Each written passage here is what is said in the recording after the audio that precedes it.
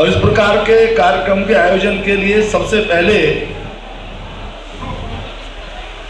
तो मैं हमारे रामसाई इंटर कॉलेज के प्रबंधक, प्रधानाचार्य, उनकी सारी टीम, उनको बहुत बहुत मैं बधाई देता हूं, उनका अभिनंदन करता हूं। मंच पर उपस्थित हमारे विद्यालय के प्रबंधक और प्रत्येक दृष्टि से जो बच्चों के विकास की चिंता करते हैं, उसके लिए प्रयास करते हैं, ऐसे आदरणीय श्री रजनीश त्यागी जी, और जिन्होंने इस प्रकार के कार्यक्रमों की एक श्रृंखला और उसका जिन्होंने बहुत पहले से अध्ययन कराया, निष्कर्ष निकाले और फिर कार्य की दिशा भी निर्धारित की, ऐसे हमारे करोड़लाल कॉलेज के चेयरमैन भी हैं, अन्य दायित्व भी वो निभाते हैं।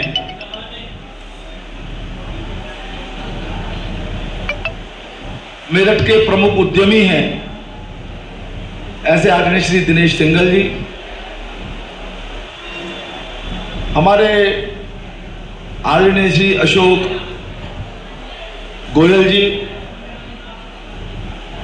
आदरणीय श्री राजकुमार त्यागी जी, हमारे आदरणीय प्रधानाचार्य महोदय, मंच पर विराजमान सभी मेरे बहुत बहुत अन्य विशिष्ट जन, हमारे अध्यापकगण और प्यारे बच्चों, जैसा आदरणीय प्रधानाचार्य जी ने भी थोड़ा सा उसका जिक्र किया,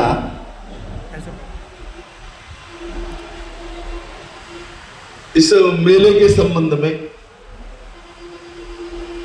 नई शिक्षा नीति की भी बात उन्होंने बताई। अब नई शिक्षा नीति में क्या है, उसका विस्तार क्या है, अभी फिलहाल हम उस झंझट में न पड़े। कुल मिलाकर के इतना है कि अंग्रेजों ने अपने हितों को साधने के लिए एक ऐसी शिक्षा नीति का निर्माण किया जिसके परिणाम स्वरूप हमारे बच्चों की जो कुशलता है वो क्रमशः कम होती चली गई, उनका स्वाभिमान कम होता चला गया और कुल मिलाकर के अंग्रेज शासन के वो सहायक बन जाएं, इस प्रकार की कोशिश की है। आपने सुना है मैकॉले की जो शिक्षा पद्धति थी, उसके बारे में कहा जाता है कि वो इस प्रकार के लोग निर्माण करना चाहते थे जो ऊपर से तो हिंदुस्तानी हैं लेकिन दिल दिमाग से जो अंग्रेजों की सेवा करने वाले, उसको बदलने का काम नई शिक्षा नीति ने मोटे मोटे तौर पर किया है। और जैसे कोई चीज अंतिम नहीं होती है, उसमें निरंतर परिवर्तन की, विकास की, सुधार की गुंजाइश होती है, तो नई शिक्षा नीति भी के अंदर भी कुछ इस प्रकार की बातें आएंगी जो अनुभव के आधार पर जिनके बारे में कुछ निर्णय होगा। लेकिन उस मूल विषय को लेकर यदि आगे चले, आपको बच्चों शायद जानकारी है, नहीं तो मैं बता रहा हूं, अंग्रेजों के आने से पहले हिंदुस्तान की जो जीडीपी थी, अगर जीडीपी शब्द तो सुनते रहते हैं ना आप लोग, जो सकल उत्पाद होता है दुनिया की अर्थव्यवस्था में, उसका जो शेयर था, उसकी जो हिस्सेदारी थी, वो कितनी थी?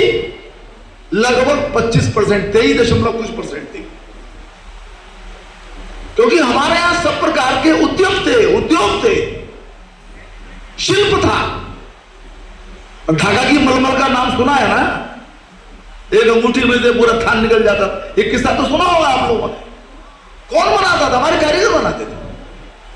ये तो मैंने एक उदाहरण दिया। इसी प्रकार की कुशलता के साथ काम करने वाले लोगों की बहुतायत थी। वो अपना घर चलाते थे, उद्यम करते थे, देश की आर्थिक स्थिति उसके अंदर उनका योगदान होता था, और उसी का परिणाम था कि दुनिया की कुल अर्थव्यवस्था में हमारी हिस्सेदारी लगभग 1/4 थी। धीरे धीरे धीरे धीरे उसको योजनाबद्ध तरीके से उसको समाप्त किया गया। अब हम शिक्षा प्राप्त करते हैं, हम डिग्री ले लेते हैं, बड़ी बड़ी डिग्रियां ले लेते हैं, परंतु बहुत बार ध्यान में आता है कि हमारा जो कंट्रीब्यूशन है वो ठीक से हो नहीं पाता। मैं अपना खुद का उदाहरण दिया करता हूं। अब मैंने फिजिक्स में एमएससी किया, अब देखने के लिए तो मेरी डिग्री ठीक ठाक है। 1970 में किया, आज से 54 साल पहले। लेकिन मैं कहा करता हूं कि मैं क्या कर सकता हूं जी एमएससी फिजिक्स करने के पश्चात? या तो मैं कहीं पढ़ा सकता हूं कॉलेज में, कोई मैं ट्यूशन कर सकता हूं, और कुछ नहीं कर सकता मैं, क्योंकि मेरे पास अन्य कोई अतिरिक्त योग्यता है ही नहीं। और यदि मुझको किसी कॉलेज में नौकरी न मिले, यदि ट्यूशन क्लास में बच्चे ना आए, तो मैं क्या करूंगा? तो मैं कई बार अपना आकलन करता हूं, तो बोलता भी हूं कि मुझे गाड़ी चलाना आता है। तो एमएससी की शिक्षा प्राप्त करने के बाद मेरे पास जो स्किल है वो गाड़ी के चलाने की है, मुझको उसी प्रकार की नौकरी कहीं पर मिल सकती है। ये जो सवाल है बहुत बड़ा सवाल है। उसका दुष्परिणाम ये हो रहा है कि हमारे बच्चे ऊंची ऊंची डिग्रियां तो प्राप्त कर रहे हैं, लेकिन न तो वो कुछ कर पाते हैं, नौकरियां सीमित हैं। आपको पता है ना, नौकरियां बड़ी, तो क्या समझते हैं नौकरी कर लेंगे? नौकरी कितनी है भाई? कुल मिलाकर के जो देश में नौकरियां हैं उसका केवल 3% ऐसा है जो सरकार दे सकती है, जिसमें फौज भी है, जिसमें पुलिस भी है, जिसमें अधिकारी भी है, आईएएस भी है, एपीएस भी है, सब है उसके अंदर। तब क्या करें?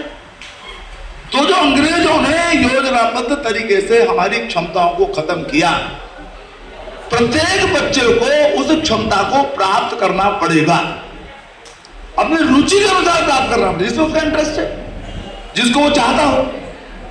लेकिन कुल मिलाकर के उस प्रकार की क्षमता प्राप्त करे, उसमें ऐसा सामर्थ्य हो कि वो उसको अपने पैरों पर खड़ा कर सके। वो नौकरी की तलाश ना करे, अपने स्तर पर करे। और इसलिए जो स्किलिंग करना, योग्यता बढ़ाना है, इसके लिए ये मेला है। कुछ आप देखेंगे कि नीचे कमरों के अंदर भी उसका प्रदर्शन किया गया है और भी चीजें की गई। अब प्रधानमंत्री जी कहते हैं कि हम स्किल प्राप्त करें, स्किल प्राप्त करने में अपना कोई छोटा मोटा काम शुरू करें जो हमारी क्षमता का हो, उसमें यदि आर्थिक सहयोग हो तो हम आर्थिक सहयोग भी देंगे। अब आपको इसकी जानकारी हो सकता है ना हो, लेकिन सरकार का काम देंगे। मुद्रा योजना चल रही है, अन्य योजनाएं चल रही हैं, लेकिन कुल मिलाकर के हमको अपनी क्षमता निर्माण करना पड़ेगा। और जैसे खेलों के अंदर होता है, एक बड़ी प्रसिद्ध कहावत है, कैच देम यंग, कि बच्चों को शुरुआत में ही पकड़ो। खिलाड़ी बनाना है, शुरुआत से अभ्यास कराओ उसका। तो ऐसे ही बीए की, एमए की, एमएससी वगैरह की डिग्री प्राप्त करने के बाद नहीं, जब वो 10वीं में, 11वीं में, 12वीं में है, तभी उनको ये प्रस्ताव रखा जाए कि आप क्या क्या चीज कर सकते हैं, क्या कर सकते हैं, क्या आपकी रुचि है। उस क्रम में ये मेला है। प्रधानमंत्री जी ने बात कही कि हम अपनी अर्थव्यवस्था को बढ़ाएंगे, मुख्यमंत्री जी ने बात कही कि हम अपनी अर्थव्यवस्था को बढ़ाएंगे।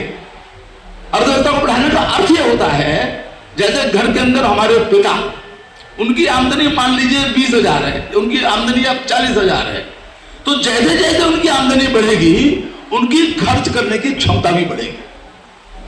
फिर वो अच्छे कपड़े कर सकते हैं, वो मकान बनवा सकते हैं, वो पढ़ाई अच्छी करवा सकते हैं। तो ऐसे ही सरकार के पास जब ज्यादा पैसे होते हैं तो देश की सुरक्षा में पैसे खर्च कर सकती है, देश में सड़कें बना सकती है, अस्पताल बना सकती है, कॉलेज बना सकती है, अन्य चीजें वो बना सकती है। लेकिन अर्थव्यवस्था को बड़ा बनाने के लिए सबका योगदान आवश्यक है। चंद लोगों के आधार पर अर्थव्यवस्था बड़ी नहीं हो सकती। अब ये प्रधानमंत्री जी ने कहा, वो अपने स्तर पर कोशिश करी, उन्होंने, मुख्यमंत्री जी ने की, लेकिन मेरठ के स्तर पर हम क्या करें? हम चुप बैठ जाएंगे? हमारी ये क्रांति धरा है, हमने देश को आजाद करने के संघर्ष का शुभारंभ किया, तो इसलिए हमारी तरह ज्यादा जिम्मेदारी है। इसलिए यहां पर एक अध्ययन किया गया जिसका मैंने जिक्र किया। आचार्य दिनेश टिंगल जी, यहाँ पर एक मेरठ सिटीजन फोरम है जो मेरठ की विभिन्न समस्याओं की चिंता करता है। फिर एक अंतरराष्ट्रीय स्तर के ऊपर एक संगठन है फिस में, जो उद्यमियों का एक संगठन है। वो उन्होंने कहा हम ऐसा आप क्या करें कि मेरठ की भी जो अर्थव्यवस्था है, जो जीडीपी है, वो 4 गुना हो जाए। और उस क्रम के अंदर जैसा मैंने कहा अध्ययन हुआ, उसके निष्कर्ष निकाले गए और उसमें यह हुआ, एक तो हम बच्चों के दिमाग में इस बात को ठीक से उनको रजिस्टर करें कि आपको अपने पैरों पर खड़ा होना है, और उसके बाद उनको उस प्रकार की सुविधाएं प्रदान करें। तो आज यहाँ पर कुछ ट्रेड्स हैं, उनके विषय में जानकारी होगी, अपनी रुचि से हम लोग उन बातों को करें। मैं बहुत ज्यादा कहने की जरूरत नहीं समझता, क्योंकि जरा समय की भी सीमा है, और हम लोग देखें, समझें, उसको और जल्द करें और आगे बढ़ें। कुल मिलाकर के शहर के जो पूरा हमारा संगठन, आज जैसे मेरठ सिटीजन फोरम है, फिस में है, आज इंडस्ट्री के जो हमारे यहाँ के डिप्टी कमिश्नर हैं, उनका भी इसके अंदर योगदान है, विद्यालय का तो योगदान है ही। और जैसा कार्यक्रम यहाँ पर हुआ है, इससे पहले एक कार्यक्रम आदरणीय दिनेश जी ने अपना जो इस कॉलेज के वो चेयरमैन हैं, वहाँ वो कराया उन्होंने कनौरलाल कॉलेज के अंदर।